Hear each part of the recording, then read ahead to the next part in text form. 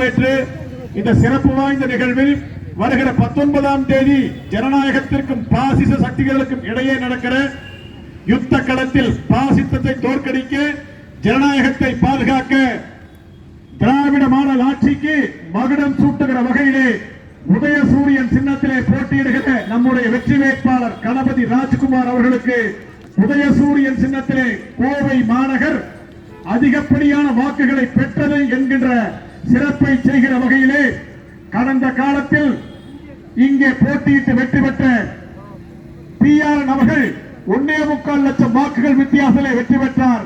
அதை தவிடுபடியாக்கி 3.5 லட்சம் வாக்குகள் வித்தியாசத்திலே கணபதி ராஜ்குமார் அவர்களை வெற்றி பெற செய்ய அனைத்து தோழர்களும் ஒன்று சேர்ந்து பணியாற்ற வேண்டும். இன்னும் 5 நாட்களே இருக்கிறது. மகத்தான வெற்றியை சூரியன் வெல்லும் என்பதை மறுமலர்ச்சி திராவிட முன்னேற்ற கழகத்தின் பொதுச் செயலாளர் வைகோ அவர்கள் சார்பிலே கேட்டு வாய்ப்பு தந்தமைக்கு நன்றி கூறி விடைபெறுகிறேன்.